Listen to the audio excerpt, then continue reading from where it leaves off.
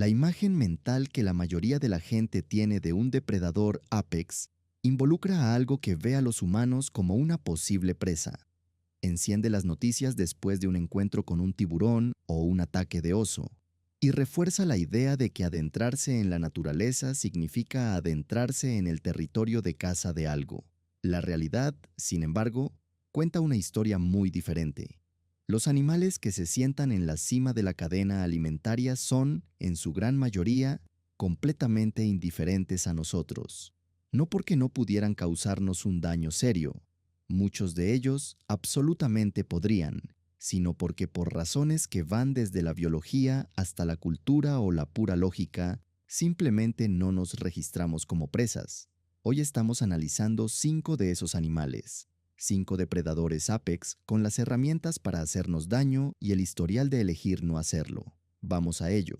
África y el Medio Oriente albergan a un animal que no debería necesitar presentación, pero que todavía logra sorprender a la gente cuando surge este hecho en particular.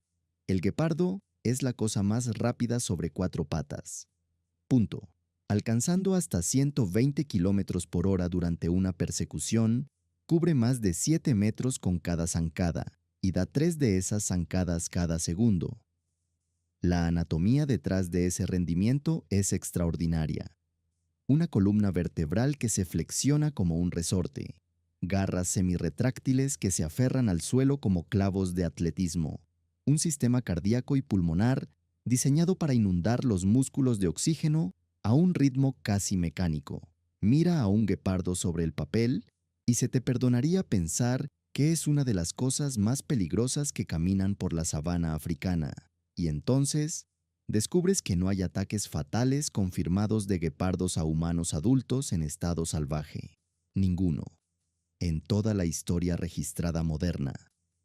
Esa estadística impacta de manera diferente cuando te das cuenta de que estos felinos comparten su territorio con decenas de millones de personas. Los encuentros entre guepardos y humanos no son raros. Lo que es raro es que algo salga mal. La explicación comienza con el propio cuerpo. La constitución física completa del guepardo es un intercambio. Todo sacrificado por la velocidad significa que algo más tuvo que ceder, y lo que cedió fue la fuerza. Con un máximo de alrededor de 72 kilogramos, los guepardos son superados en peso y en músculo por leones, leopardos e incluso hienas grandes. Sus mandíbulas son comparativamente débiles, sus garras, desgastadas y romas por el constante contacto con el suelo, carecen del poder de agarre de otros grandes felinos. Un ataque a un humano no solo sería arriesgado, podría ser catastrófico para el guepardo. Un músculo desgarrado, un dedo roto, un esguince. Cualquiera de estos podría ser una sentencia de muerte para un animal, cuya supervivencia depende enteramente de poder correr a máxima velocidad.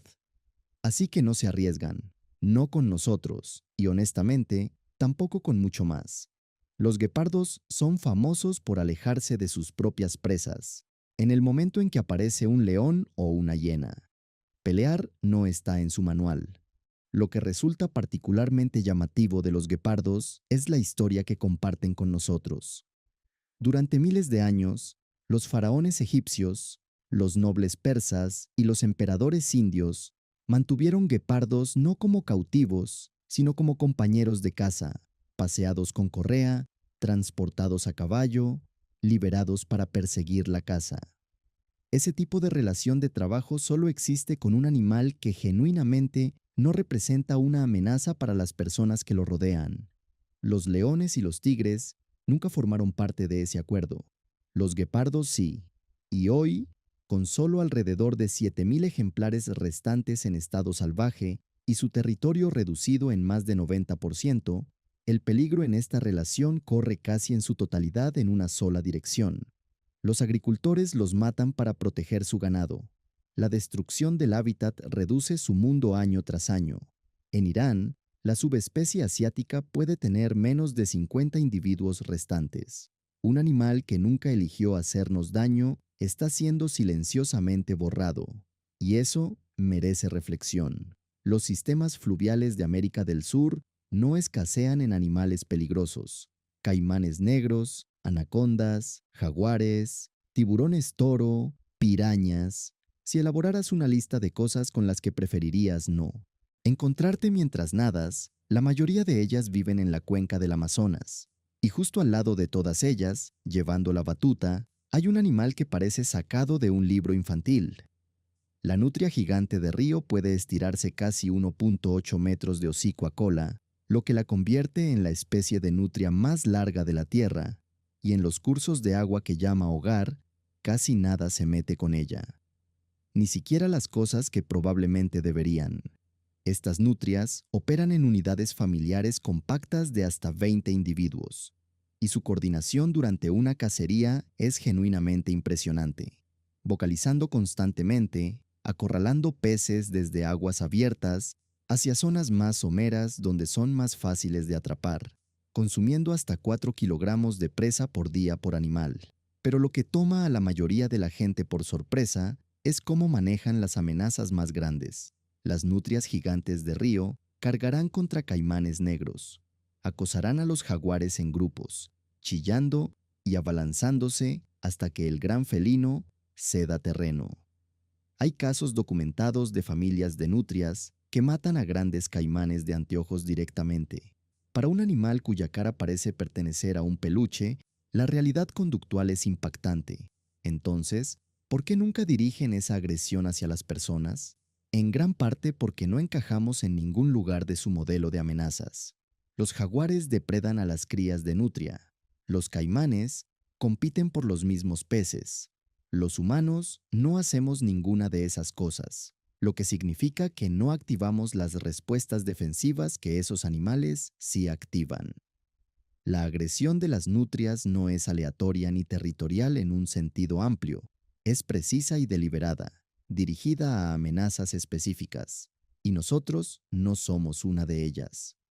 Ha habido incidentes menores, un mordisco aquí, otro allá, generalmente involucrando a investigadores que se acercaron demasiado a una nutria, pero nada que se aproxime a un ataque serio a un humano ha sido registrado jamás en estado salvaje. Lo que le da a esta historia en particular una capa adicional de oscuridad es que las nutrias gigantes de río casi no están aquí en absoluto. El comercio internacional de pieles golpeó duramente a estos animales a lo largo del siglo XX, con sus pelajes excepcionalmente densos, impulsando una demanda que empujó a las poblaciones en toda la Amazonia al borde del colapso hacia los años 70. Los animales que sobrevivieron fueron los que aprendieron, a través de generaciones, a mantenerse lo más lejos posible de las personas. Esa desconfianza no ha desaparecido del todo y probablemente nunca lo hará. Hoy en día quedan aproximadamente 5.000 ejemplares en estado salvaje. Están catalogadas como en peligro de extinción. Un depredador apex que nunca nos ha hecho daño estuvo al borde de la extinción por nuestra culpa. Esa es la situación. Hay una razón por la que los investigadores que pasan meses rastreando leopardos de las nieves en el campo a veces realizan expediciones enteras sin ver uno. Estos felinos no quieren ser vistos.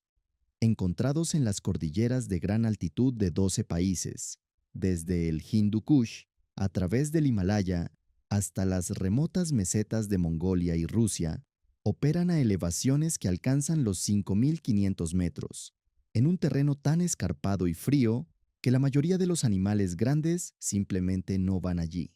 Su pelaje es lo suficientemente grueso como para soportar temperaturas por debajo de -30 °C.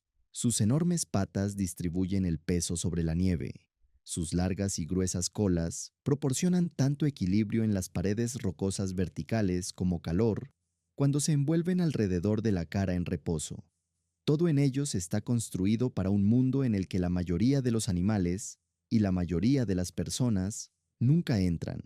Y en ese mundo tienen un historial esencialmente intachable en lo que respecta a los humanos. Los ataques verificados a personas en estado salvaje son tan escasos que apenas registran estadísticamente. Compara eso con tigres, leones o leopardos comunes, que causan cientos de muertes humanas cada año, y el leopardo de las nieves empieza a parecer menos un depredador y más un fantasma que casualmente tiene dientes. Los pocos incidentes documentados casi siempre comparten el mismo perfil.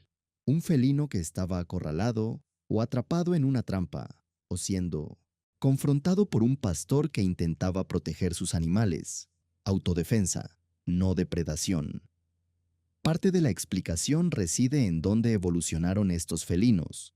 Las cordilleras de gran altitud no están exactamente llenas de gente, y un animal que pasó toda su historia evolutiva en un aislamiento casi total de los humanos, nunca tuvo razón alguna para desarrollar tendencias agresivas hacia ellos. Sus presas, varal, íbices, marmotas, liebres, no se superpone con nada que los humanos cacen en esas regiones, por lo que no hay competencia que impulse el conflicto. Más allá de eso, los leopardos de las nieves están programados para evitar la confrontación como regla general. Cuando uno se cruza con una persona en las montañas, el felino casi siempre se ha ido antes de que la persona se dé cuenta de que estaba allí. Los investigadores han caminado por áreas densas con huellas frescas y matanzas recientes sin llegar a vislumbrar al animal que las hizo. Ese nivel de evasión no es accidental, es una estrategia de supervivencia que ha servido bien a la especie durante mucho tiempo. Incluso en cautiverio, donde muchos grandes depredadores se vuelven cada vez más impredecibles con el tiempo, los leopardos de las nieves tienden a permanecer tranquilos con las personas. No llevan la agresividad de gatillo fácil que hace que los tigres y leones en cautiverio sean tan genuinamente peligrosos. Esa disposición tranquila en realidad ha funcionado a su favor desde el punto de vista de la conservación, ya que las comunidades que viven junto a ellos son mucho más dispuestas a tolerar a un depredador que no amenaza a sus familias. El principal punto de fricción es el ganado. Los leopardos de las nieves tomarán ovejas y cabras cuando la presa natural escasea, pero las matanzas de represalia se han vuelto menos frecuentes a medida que se han introducido programas de compensación y cercados resistentes a depredadores. Con entre 4.000 y 6.500 individuos restantes en estado salvaje, mantener esa frágil paz no es opcional. El futuro del leopardo de las nieves depende de ello. De vuelta en las selvas tropicales de América Central y del Sur, hay un ave que hace que la mayoría de las demás aves parezcan una categoría completamente diferente de animal. El águila arpía es el águila más poderosa del hemisferio occidental, y cuando miras las cifras, ese título no es difícil de entender. Los adultos pueden pesar hasta 9 kilogramos. Sus garras alcanzan longitudes de hasta 13 centímetros, aproximadamente las mismas dimensiones que las garras de un oso grizzly, y pueden generar varios cientos de libras de fuerza aplastante al contacto. Usan ese equipamiento para extraer monos y perezosos del dosel forestal, a veces tomando presas que los superan en peso, y los investigadores han catalogado más de 100 especies diferentes en su dieta. Un animal construido así es capaz de hacer daño real a una persona, y sin embargo, esencialmente nunca ocurre.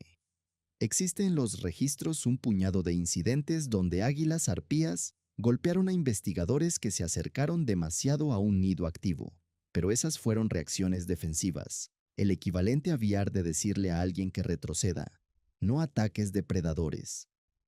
En las comunidades que comparten el bosque con estas aves, es más probable que sean tratadas como símbolos que como amenazas. En muchas tradiciones indígenas a lo largo de su territorio, el águila arpía ocupa un lugar de profunda reverencia cultural. La razón por la que no apuntan a los humanos no es complicada. Toda su estrategia de caza está diseñada alrededor del dosel forestal, horas de espera inmóvil en un perchadero alto, seguidas de un breve y explosivo ataque a algo que se mueve entre las copas de los árboles. Los humanos no se mueven entre las copas de los árboles. Nos movemos por el suelo, a través de claros y a lo largo de senderos, y nada de ese patrón activa los instintos depredadores del águila arpía. Simplemente estamos en la capa equivocada del bosque. El tamaño también es un factor limitante estricto. Un ave de 9 kilogramos puede manejar presas en un rango de peso similar, pero un humano adulto completamente desarrollado es una imposibilidad física, y a diferencia de los depredadores terrestres, que pueden superar a animales mucho más grandes que ellos mediante la fuerza bruta, el método del águila arpía depende enteramente de llevar su presa a un lugar de alimentación seguro. Sin la capacidad de cargar, la estrategia se derrumba por completo. No habría nada que el águila pudiera hacer con un humano, incluso si lograra golpear a uno. No puede levantarnos, no puede arrastrarnos, y alimentarse en el suelo la expondría a todos los demás depredadores del área. Toda la ecuación se rompe en cada paso. Una de las cosas más interesantes sobre las águilas arpías es lo imperturbables que pueden ser ante una presencia humana tranquila. Equipos de investigación en Panamá y Brasil han construido plataformas de observación a pocos metros de nidos activos, y las parejas reproductoras han continuado criando polluelos sin aparente angustia. Ese tipo de tolerancia ha sido enormemente valiosa para la investigación de conservación, permitiendo a los científicos monitorear el comportamiento y el desarrollo sin perturbar a las aves.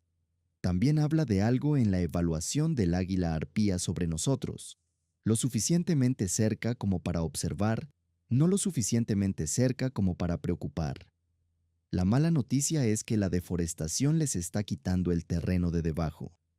Una sola pareja reproductora necesita hasta 100 kilómetros cuadrados de bosque primario ininterrumpido para sostener un territorio, y ese tipo de paisaje se está volviendo cada vez más difícil de encontrar en el Amazonas y América Central con cada año que pasa.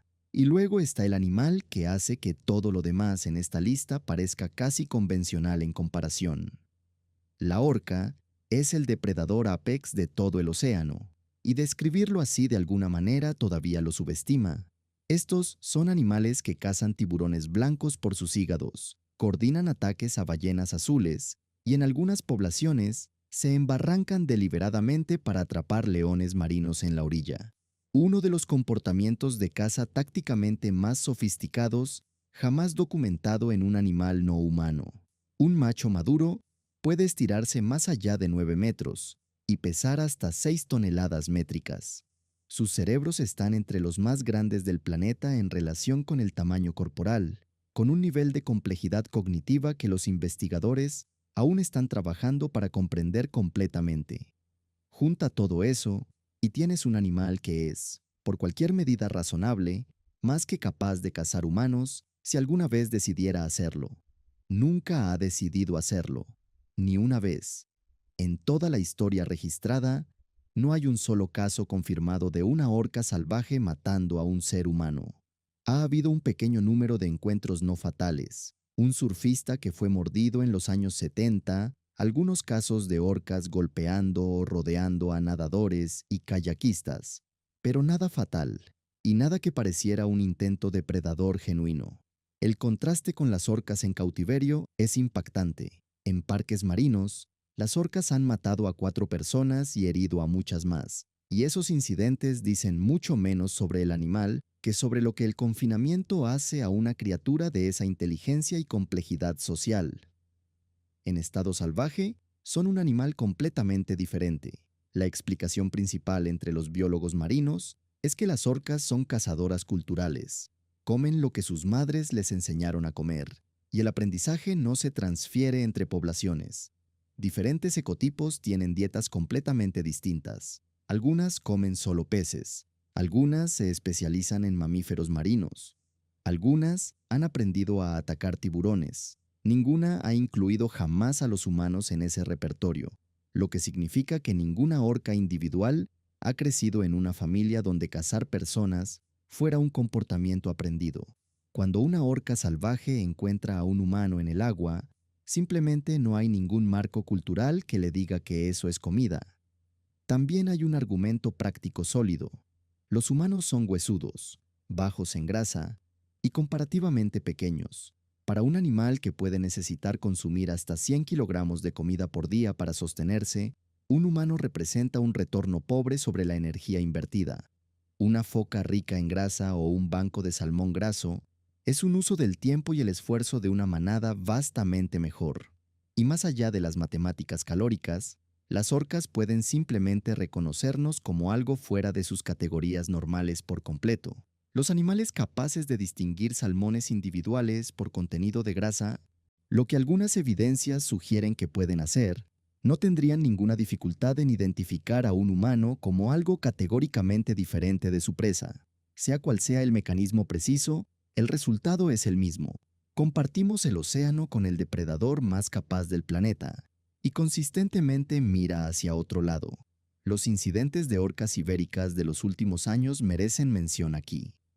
Una población frente a las costas de España y Portugal acaparó titulares mundiales después de embestir y hundir repetidamente veleros durante un periodo prolongado, pero en cada uno de esos encuentros, ninguna persona resultó herida, incluyendo a individuos que terminaron en el agua justo al lado de los animales. El consenso científico se inclina hacia un comportamiento lúdico o socialmente aprendido en lugar de agresión, con orcas más jóvenes adoptando y repitiendo algo que un individuo mayor comenzó a hacer. Una tendencia, en otras palabras, no una estrategia de caza. Incluso en su fase más disruptiva de comportamiento hacia los humanos, las orcas salvajes trazaron una línea que no cruzaron. Hay otros depredadores que podrían haber aparecido en esta lista, y algunos de ustedes que están viendo esto tendrán opiniones firmes sobre lo que se ha dejado fuera. Déjenlas en los comentarios. Tengo genuina curiosidad por escucharlas. Pero esos son nuestros 5 de hoy. Gracias por ver, y nos vemos en el próximo.